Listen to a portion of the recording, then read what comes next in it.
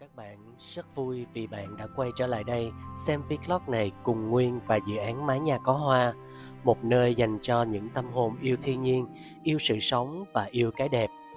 Tháng mới, năm mới, nhưng hành trình với cây mọng nước vẫn là hành trình cũ, chậm rãi, đầy kiên nhẫn và rất nhiều bất ngờ. Mỗi năm, thiên nhiên vẫn âm thầm gửi tới chúng ta những điều kỳ diệu, và mùa vlog mới lần này, mình muốn bắt đầu bằng một loài cây không giống ai, một bông hoa không mời gọi bằng sắc, càng không quyến rũ bằng hương, nhưng một khi đã gặp, bạn sẽ nhớ mãi. Mời bạn cùng Nguyên theo dõi và lắng nghe vlog đầu tiên với tên gọi Hoa chuông đen giữa nắng hoang và mùi hương kỳ lạ. Có những loài cây sinh ra không để làm đẹp cho người, mà là để thách thức chúng ta định nghĩa lại cái đẹp. Thay vì mùi hương nồng nàn để thu hút, chúng lại tỏa ra một thứ mùi hương kỳ lạ, như một bản tuyên ngôn của sự sống về những sự đối lập trường tồn trong tự nhiên. Và Stapelia lindusii, hay người ta còn gọi bằng một cái tên thô mộc, hoa chuông đen, chính là một hiện thân như thế. Một cái tên, một người phụ nữ và sự ghi nhớ lặng lẽ.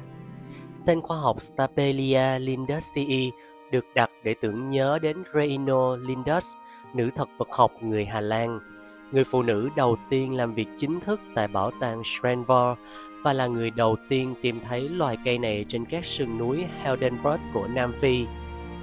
Bà phát hiện chuông đen không phải giữa vườn hồng hay đồng cỏ, mà trong những tảng đá, nơi nắng nung bỏng mặt đất và gió mang mùi đất khô. Tên bà được lưu lại không trong những tiếng vỗ tay, mà trong tiếng ruồi vo ve bên một bông hoa có mùi hương kỳ lạ, mùi xác thối. Cây thuộc họ Apocynaceae, thuộc bộ Stabeliae và thuộc chi Stabelia. Một loài cây sống giữa biên giới của sự sống và cái chết.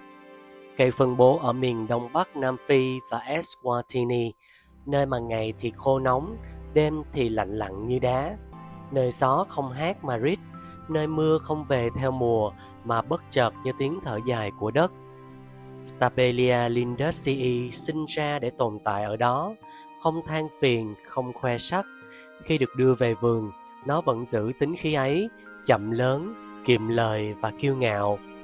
Bạn không thể vội vã với loài cây này, nó không nở hoa để bạn kịp đăng Instagram. Nó nở hoa khi bạn thấy đủ tin tưởng.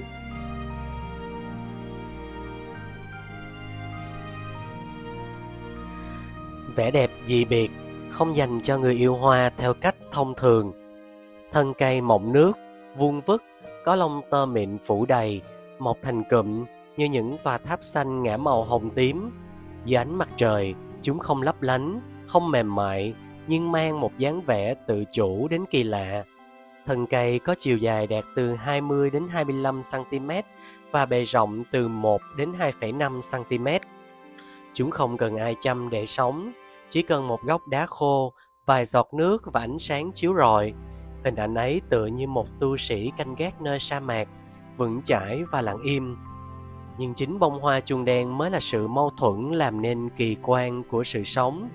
Một bông hoa hình chuông, lớn, nặng, có sắc đỏ tím như máu khô, nở sát gốc thân cây, không có dư vị ngọt ngào và chắc chắn không có hương thơm quyến rũ. Hoa bốc mùi xác thối, mùi của thịt rữa, của hoại tử và của cái chết. Ấy vậy mà từ mùi ấy, loài ruồi lại kéo đến. Chúng tưởng đây là nơi để đẻ trứng, để nuôi ấu trùng, nhưng thực ra chúng đang làm công việc của tạo hóa, là thụ phấn cho cây. Một trò lừa, một cơ chế sinh tồn, hay một chiến lược sinh học ngỡ như ma thuật. Tự nhiên không cần sự dễ chịu để vận hành, tự nhiên cần sự chính xác.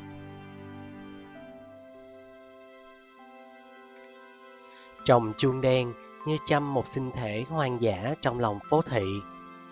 Cây ưa nắng nhưng không chịu được sốc nhiệt. Bạn cần để cây trong bóng râm khi nhiệt độ lên quá cao, vì có thể làm cây bị héo. Vào mùa nắng tốt và nhiệt độ trung bình đạt từ 28 đến 30 độ C là thời điểm tốt nhất để di chuyển cây ra khu vực có ánh sáng toàn phần. Cây cần ánh sáng để kết nhụy và ra hoa, nên vấn đề ánh sáng là hết sức cần thiết cho cây. Tạo điều kiện tốt sẽ giúp cây phát triển thuận lợi và sinh sôi nảy nở thần tốc.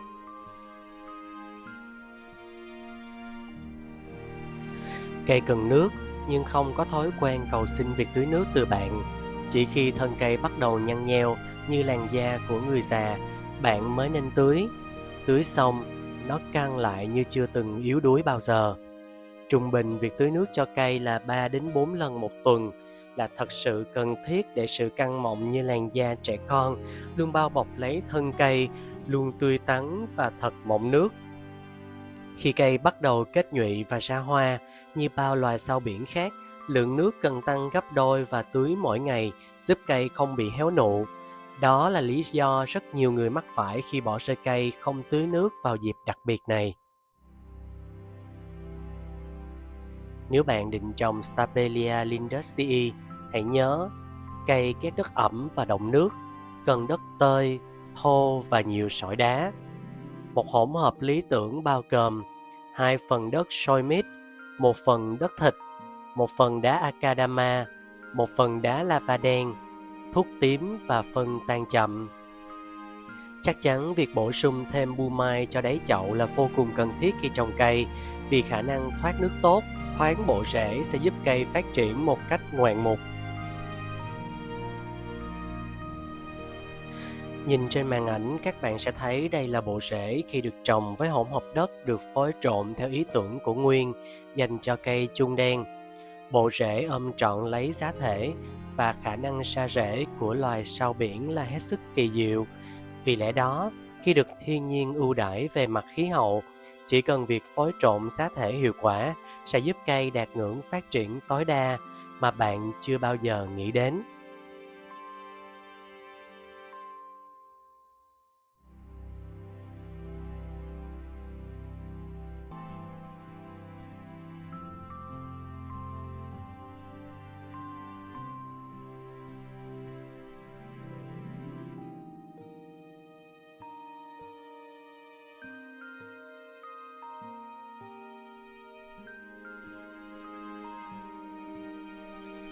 Và đến mùa ra hoa, tầm cuối mùa hè, hãy cung cấp cho cây thật nhiều dinh dưỡng. Phân bón cân đối hoặc giàu phosphor sẽ kích thích việc kết nhụy và ra hoa hiệu quả hơn. Bên cạnh đó, đối với dòng sao biển như chuông đen, việc nấm bệnh diễn ra trong mùa mưa ẩm ướt là việc hết sức bình thường. Việc sử dụng các loại thuốc trị nấm như COC85 là hết sức cần thiết cho cây, với việc phối trộn theo tỷ lệ 1 phần bột và 200ml nước là liều thuốc cực kỳ hiệu quả trong việc điều trị nấm bệnh, làm thân cây có nhiều đốm đen, từ từ lan rộng xuống gốc và gây ra cái chết cho cây chuông đen của bạn.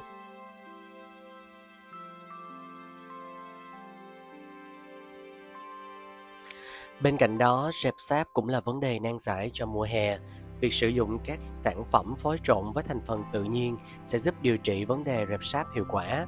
Trên màn hình là 2 loại thuốc trị rệp sáp Nguyên hay dùng cho khu vườn trên mái nhà của Nguyên. Việc sử dụng từng loại có ưu nhược điểm khác nhau, nhưng nhìn chung hiệu quả là có thật. Ngoài ra, việc sử dụng các loại thuốc kích rễ và giàu kali sẽ giúp cây phát triển nhanh bộ rễ, cũng như giúp việc ra hoa được đều và nhiều hơn. Hiện tại, các sàn thương mại điện tử bán rất nhiều loại thuốc dành cho cây trồng, và các bạn có thể dùng để áp dụng cho cây sao biển, giúp cây mau phục hồi và ra hoa nhiều hơn. Và mùi hương như lời nguyền ngọt ngào. Hoa nở, khu vườn của bạn sẽ tràn mùi hương kỳ lạ, không ẩn dụ, không thi vị, thực sự là mùi xác thối. Nhiều người sợ, một số người tò mò và rất ít người yêu. Nhưng nếu bạn vượt qua được cơn thử thách của mùi hôi, bạn sẽ thấy được điều hiếm có, một vẻ đẹp không chiều lòng ai, chỉ sống đúng bản chất của mình. Hoa chuông đen, bài học của thiên nhiên dành cho kẻ hiểu mình. Hoa chuông đen không dành cho tất cả mọi người. Nó không vẫy gọi, không lấy lòng. Nó là một bài học về sự kiên nhẫn, về cái đẹp ngoài khuôn mẫu và về mùi hương của sự sống. Thứ không phải lúc nào cũng ngọt ngào. Nếu bạn yêu cây như yêu một cá tính, không cần uống nắng, chỉ cần quan sát và tôn trọng, thì đây sẽ là một người bạn tri kỷ. Còn nếu bạn chỉ tìm hoa cho thơm nhà, hãy đi tiếp, cây này không thuộc về bạn. Có một loài hoa không nở vì nắng đẹp, mà nở vì lòng người đủ lặng và kiên nhẫn. Một lần nữa từ tận đáy lòng, Nguyên xin được gửi lời cảm ơn sâu sắc đến bạn, người đã lặng lẽ quay về, ngồi xuống nơi này và cùng Nguyên bước qua từng khung hình, từng nhịp thở của dự án Mái Nhà Có Hoa.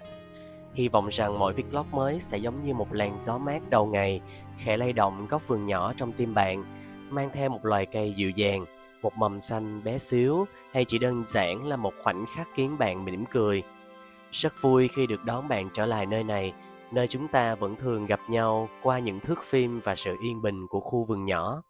Xin chào và hẹn gặp lại các bạn trong một ngày rất gần, khi khu vườn lại có thêm một tiếng chim, một màu lá mới và một câu chuyện khác để kể.